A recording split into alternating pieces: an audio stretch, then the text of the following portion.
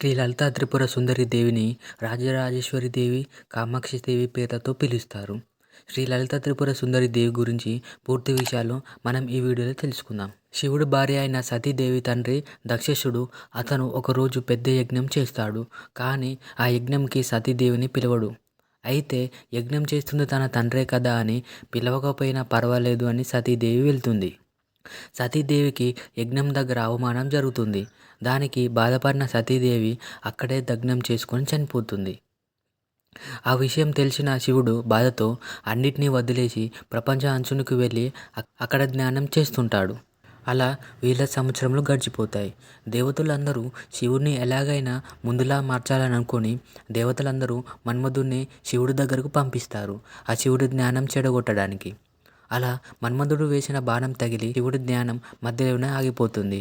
దానికి శివుడు చాలా కోపవృక్తుడై తన మూడో నేత్రంతో ఆ మన్మధుడిని భస్మం చేస్తాడు. అలా కొన్ని సంవత్సరములు గడిచిపోతాయి. శివుడి దగ్గర ఉన్న చిత్రకర్ముడు మన్మధుడు చనిపోయిన బూడిదతో ఒక బొమ్మని చేసి శివుడి దగ్గరికి తీసుకెళ్తాడు. ఎప్పుడైతే ఆ బొమ్మ శివుడి ప్రాంతానికి వచ్చిందో అప్పుడు ఆ బొమ్మకి ప్రాణం వచ్చి భయంకరమైన రాక్షసుడిలా మారుతుంది. ఆ రాక్షసుని చూసి బ్రహ్మదేవుడు బండా బండా అని పిలుస్తాడు. ఆ రాక్షసుడికి బండాసురుడు అనే పేరు వచ్చింది. తన వల్లే ప్రాణం వచ్చింది కనుక చిత్రకర్ముడు బండాసురుడికి శతరుద్రియ మంత్రాన్ని ఉపదేశిస్తాడు. ఆ మంత్రంతో బండాసురుడు మహాదేవుడి కోసం కఠోర తపస్సు చేస్తాడు. అలా బండాసురుడికి శివుడి నుండి ఒక వరం వస్తుంది. అది వచ్చేసి ఎవరు అయితే బండాసురుడితో యుద్ధం చేస్తారో వారి యొక్క శక్తిలో సగం బండాసురుడికి వస్తుంది. ఆ వరంతో బండాసురుడు అత్యంత శక్తివంతంగా మారుతాడు. మన్మధుడి భస్మంతో బండాసురుడితో పాటు విషక్రుడు, విషాంగుడు అనే వారు కూడా జన్మిస్తారు. వారితో పాటు లక్షల రాక్షసుల సైన్యం పుడుతుంది. ఆ రాక్షసులందరూ ఒక నగరాన్ని సృష్టించుకొని ఉంటారు. ఒకరోజు బండాసురుడు విషక్రుడు, విషాంగుడు ఇద్దరిని పిలిచి వారితో ఇలా అంటాడు. మీరు ఇద్దరు చిన్నగా మారి ఈ విశ్వంలో ఉన్న ప్రతి ఒక్కరి శరీరంలోకి వెళ్ళి వారి గర్భసంచిని తీసేయండి అని చెబుతాడు. వారు ఇద్దరు అలాగే చేస్తారు. అప్పటి నుండి విశ్వంలో అందరికీ సంతానం కలగదు. అప్పటికే ఉన్న జీవులు వృద్ధులై చనిపోతారు. అలా రాక్షసుల సంఖ్య పెరుగుతూ పోతుంది. జరుగుతున్న విషయాలు గమనించిన బ్రహ్మదేవుడు విష్ణుమూర్తి దగ్గరికి వెళ్ళి సమస్యకి పరిష్కారం చెప్పమని అడుగుతాడు.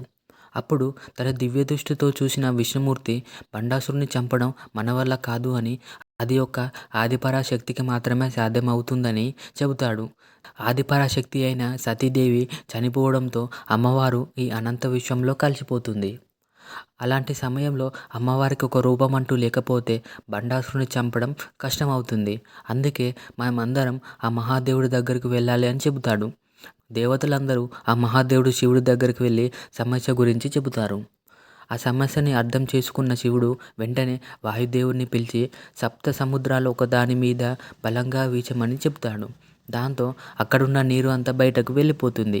అక్కడ శివుడు ఒక పెద్ద యజ్ఞం చేస్తాడు. దేవతలందరూ 5 రకాల సృష్టిని అందులో వేస్తారు. అవి వచ్చేసి మానస, జరాయవి, అండ, శ్రీరజ, ఉద్బేజ. వారితో పాటు పంచమహాభూతాలు వేసి మహాయజ్ఞం చేస్తారు.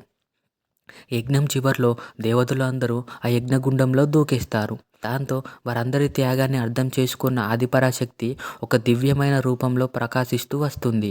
ఆవిడే శ్రీ లలితా త్రిపుర సుందరి దేవి. తరువాత బ్రహ్మదేవుడు విశ్వకర్ముడితో ఒక నగరాన్ని సృష్టించమని చెబుతాడు. విశ్వకర్ముడు అలాగే చేస్తాడు. అక్కడ ఉండే సింహాసనంపై ఎవరు కూర్చున్నా లోకాన్ని పాలించే శక్తి వస్తుంది. కానీ వివాహం కాని వారు ఆ సింహాసనంపై కూర్చునే అర్హత ఉండదు. అప్పుడు ఆదిపరాశక్తి అయిన లలితాదేవిని వివాహం చేసుకోవాలి అంటే అది ఒక మహాదేవుడికి మాత్రమే సాధ్యమవుతుందని దేవతలందరూ శివుణ్ణి ప్రార్థించగా ఆ మహాదేవుడు మదన కామేశ్వరుడు అనే రూపంలో అవతరించి ఆ లలితాదేవిని వివాహం చేసుకుంటాడు. వివాహం జరిగిన తర్వాత లలితా త్రిపుర సుందరి దేవి ఆ సింహాసనంలో కూర్చొని తేజవంతంగా వెలిగిపోతుంది. దేవతలందరూ బండాసురుడు గురించి, అతను చేసే ఆగడాల గురించి లలితాదేవికి చెబుతారు. అప్పుడు లలితాదేవి బండాసురుని సంహరిస్తాను అని చెబుతుంది. లలితాదేవి తనలో నుండి దేవతలను సృష్టిస్తుంది. వారు వచ్చేసి సంపత్కరి దేవి, అశ్వారూఢాదేవి, బాలత్రిపుర సుందరి దేవి, శ్యామలాదేవి, వారాహిదేవి. వారితో పాటు 6 కోట్ల యోగినీలు మరియు భైరవీలు ఉద్భవిస్తారు. లలితాదేవికి మంత్రిగా శ్యామలాదేవి, సర్వ సైన్యాధీశుడిగా వారాహిదేవి అమ్మవారు ఉంటారు. లలితాదేవి శ్రీచక్ర రథాన్ని అధిరోహించి యుద్ధభూమికి వెళ్తారు. మొదటి రోజు యుద్ధంలో ధర్ముద్ధుడు అనే రాక్షసుడు లలితాదేవి సైన్యంతో యుద్ధం ప్రారంభిస్తాడు. దేవతలందరూ రాక్షసులతో యుద్ధం చేస్తారు. ధర్ముద్ధుడు లలితాదేవిపై యుద్ధానికి వస్తున్న సమయంలో సంపత్కరీ దేవి తన గజబలంతో యుద్ధం చేసి సమరిస్తుంది. తరువాత బండాసురుడు కుడుండు అనే రాక్షసుణ్ణి 20 అక్షోహిణుల సైన్యంతో యుద్ధానికి పంపిస్తాడు. అప్పుడు అశ్వారూఢాదేవి తన యొక్క గజబలంతో ఆ సైన్యాన్ని సమరిస్తుంది. తర్వాత బండాసురుడు రాక్షసులని యుద్ధభూమిలో మాయాశక్తి ఉపయోగించమని చెబుతాడు. వారందరూ యుద్ధభూమిలో సర్పిణి అనే ఒక మాయాశక్తిని ఉపయోగిస్తారు. దాంతో యుద్ధభూమి అంతా లక్షలాది సర్పాలు పుట్టుకొచ్చి దాడి చేయడం మొదలు పెడతాయి. అప్పుడు లలితాదేవి దవడల నుండి ఉద్భవించిన నకులేశ్వరి దేవి లక్షలాది మంగుస్ని సృష్టిస్తుంది. నకులేశ్వరి దేవి గరుడాస్త్రంతో ఆ మాయాశక్తిని అంతం చేస్తుంది. లలితాదేవి పట్టిసం అనే ఆయుధంతో రాక్షసుల సైన్యాన్ని సంహరిస్తుంది.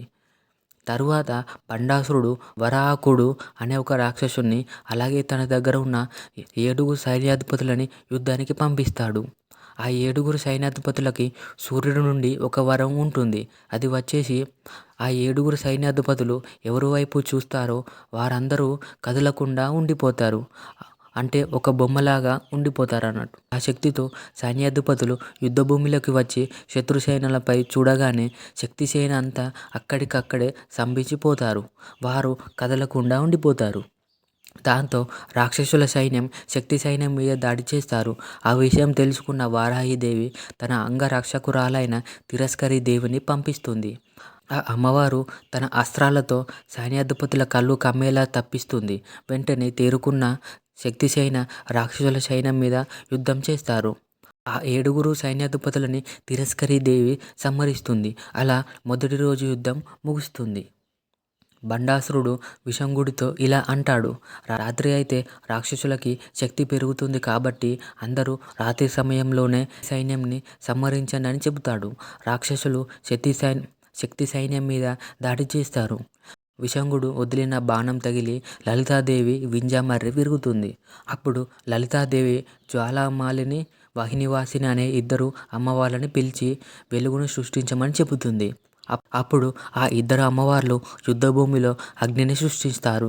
యుద్ధభూమి మొత్తం పగులు అయినట్టుగా వెలుతురుతో ప్రకాశిస్తుంది. అప్పుడు శక్తి సైన్యం రాక్షసులతో యుద్ధం చేస్తారు. అక్కడే ఉన్న విషంగుడు తప్పించుకొని వెళ్ళిపోతాడు. తరువాత 2వ రోజు యుద్ధంలో పాల్గొనడానికి బండాసురుడు తన 30 మంది కుమారులని ఎలాగైనా లలితాదేవితో యుద్ధం జయించమని చెబుతాడు.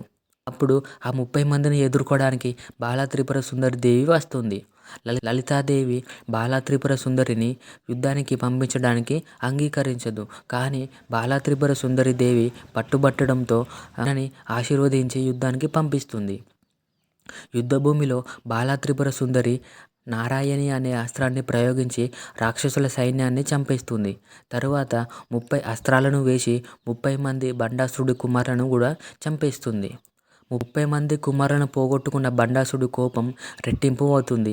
దాంతో బండాసురుడు మహారోగ భయంకర అనే అస్త్రాన్ని ప్రయోగిస్తాడు.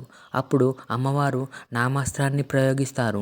ఆలస్యం చేయకుండా లలితాదేవి పాతుపత అస్త్రాన్ని ప్రయోగించి రాక్షసుల సైన్యం మొత్తాన్ని ఒకేసారి సంహరిస్తుంది. నారాయణి అస్త్రాన్ని ప్రయోగించి రాక్షసుల సైన్యం నాయకులందరినీ చంపేస్తుంది. అప్పుడు బండాసురుడు ఒక్కడే మిగిలిపోతాడు. లలితాదేవి మహాకామేశ్వర అస్త్రాన్ని ప్రయోగించి బండాసురుడిని సంహరిస్తుంది.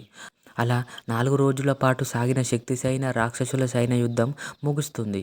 అలా దేవతలందరూ రాక్షసులపై విజయాన్ని జయిస్తారు. సో ఇది ఫ్రెండ్స్ వీడియో. మీకు కనుక నచ్చినట్టయితే సబ్స్క్రైబ్ చేసుకోండి. మరో వీడియోతో మళ్ళీ కలుద్దాం. Thanks for watching.